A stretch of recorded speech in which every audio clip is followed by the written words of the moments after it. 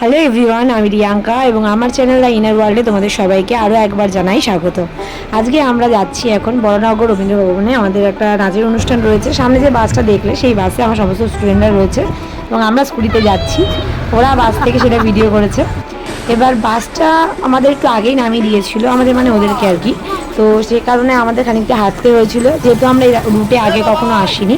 First time এই রবীন্দ্র ভবনে আমরা পারফর্ম করতে যাচ্ছি। তো যখন সবাই মিলে এটা যাচ্ছিল দেখে মনে হচ্ছিল যেন কোনো একটা জায়গার প্রসেশন বেরিয়েছে, আর আমরা বেশ আনন্দ করতে করতেই যাচ্ছিলাম। এই যে সামনে যারা আছে একটু পিছনে হাই করে দাও তো অমৃতা। এই যে হাই করো, এই যে বদমাইশ পার্টি সামনের দিকে। বাবা ওরে বাবা, এই হচ্ছে আজকে আমাদের গন্তব্যস্থল। আমরা পৌঁছে গিয়েছি এবং আসার পরে সবাই একটু এখানটা দাঁড়িয়ে জল টল খেয়ে নিচ্ছে, কারণ অনেকটা রাস্তা হাঁটা পড়ে গেছে আমাদের। আমরা যেহেতু বুঝতে পারিনি, সবারই গরম লেগে গেছে এবং আমরা এখানে আর দেরি করবোও না, তার কারণ আমাদের রেডি হতে যেতে হবে।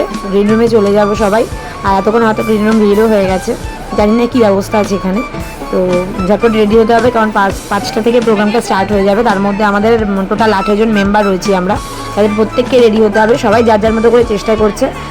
গার্জিয়ানরা সবাই খুব হেল্পফুল ছিল, সবাই চেষ্টা করেছে যার যার নিজেদের মতো করে সাজানোর, গুছিয়ে দেওয়ার। তো আমিও চেষ্টা করেছি।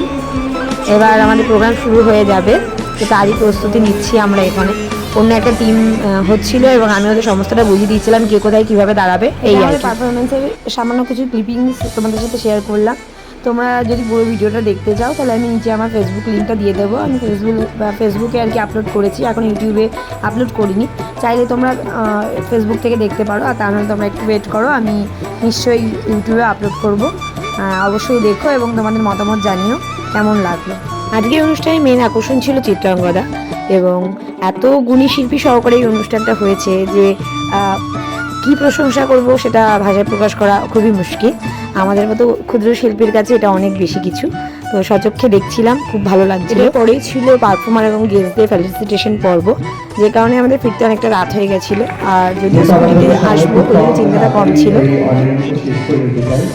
এবং আমাদের খুব কাছে রিয়াঙ্কা চৌধুরী প্রতি বছর আমাদের মানে ডাকে উনি সারা দেয়, আমাদের পাশে থাকে।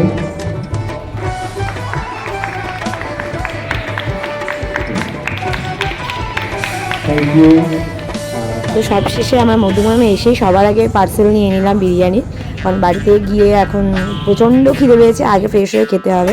তা আমি আমার হালাতটা একবার দেখিয়ে দিলাম। হেলমেটটা পরতে হয়েছিল বলে আমাকে চুলটা খুলতে হয়েছিল। তো আজকে ভিডিওটা এখানেই শেষ করছি। তোমাদের যদি ভালো লাগে তাহলে অবশ্যই লাইক কমেন্ট শেয়ার করো, আর চ্যানেলটা সাবস্ক্রাইব করতে কিন্তু একদমই ভুলো না। তো টাটা, বাই বাই, সবাই ভালো থেকো।